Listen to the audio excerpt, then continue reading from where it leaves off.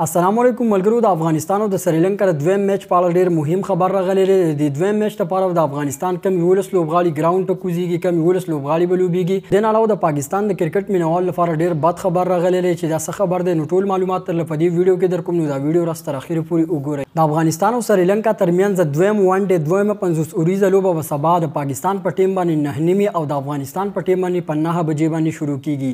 کله دویم ون ډے میچ افغانستان د سریلانکا نه وګټو نو افغانستان کرکټ ټیم به سریلانکا نه سیریز هم وګټي. که تاسو په اوس وخت کې وګورئ نو افغانستان کرکټ ټیم د سریلانکا نه د آی سی سی پر رینکینګ درجه بندۍ کې مخکې دی. که افغانستان کرکټ ټیم د سریلانکا نه د 3 ون ډے میچونه وګټي نو بیا افغانستان کرکټ ټیم کولی شي چې د آی سی سی چیمپئنز ټرافي لپاره کوالیفای وکړي. چیمپئنز ټرافي د آی سی سی یو غټ ټورنمنټ دی، نو په دې کې صرف او صرف اته چې کوم مضبوطې لوبډلې وي، اته مضبوط ټیمان په دې کې لوبېدی شي. نو که افغانستان کرکټ ټیم د سریلانکا نه د 3 ون ډے میچونه وګټي، بیا د بنگلادیش نه هم په ښه رن ریټ سره میچونه وګټي، نو بیا افغانستان کرکټ ټیم کولی شي چې د آی سی سی چیمپئنز ټرافي لپاره کوالیفای وکړي او په آی سی سی چیمپئنز ټرافي کې شرکت وکړي. که افغانستان کرکټ لوبډله د سریلانکا نه او بنگلادیش نه په ښه رن ریټ سره د لوبې وګټي، نو افغانستان کرکټ ټیم به د آی سی سی په ون ډے رینکینګ کې شپږم یا پنځم نمبر ته راشي. اوس خبر کوو چې د دویم ون ډے میچ لپاره د افغانستان کم 11 لوبغاړي لوبیږي. اول نمبر باندې وی کیپټن حشمت الله شاهدی، رحمان الله ګرباز، ابراهیم زدران، رحمت شاه، محمد نبی، نجیب الله زدران،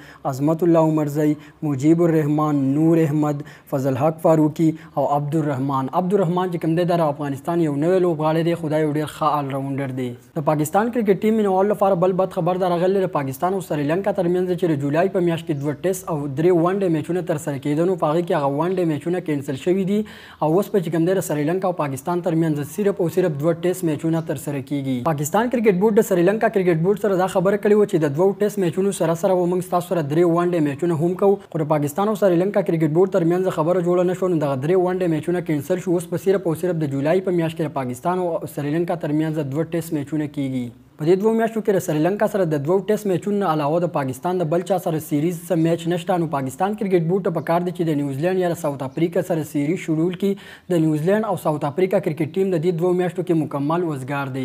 د ورلد کپ دپاره ټولو ټیمانو ډیره ښه تیاري روانه کړله. ایون که تاسو افغانستان وګورئ نو افغانستان کرکټ ټیم هم د ورلد کپ دپاره ډیره ښه تیاري روانه کړله، خو پاکستان کرکټ ټیم د ورلد کپ دپاره هیڅ قسمه تیاري نه کوي او نه سیریز شته. نو پاکستان کرکټ بورډ ته پکار دی چې د ساوث افریقا، زیمبابوې یا د نیوزیلند سره سیریز شروع کې، ځکه چې دا 3 لوبډلې مکمل وزګاري دي او پاکستان کرکټ ټیم هم سیریز نشته. نو دغه لوبډلې هم غواړي چې د پاکستان سره سیریز ترسره کړي، صرف د پاکستان کرکټ بورډ ورسره خبره وکړي نو دا سیریز شیډول کېدی هم شي. دا د کرکټ یو څو نوي او تازه اپډیټس، باقي داسې نور کرکټ معلوماتو لپاره زموږ یوټیوب چینل او پیج فالو کړئ. میلاویږو په بلې ویډیو کې. د الله په امان.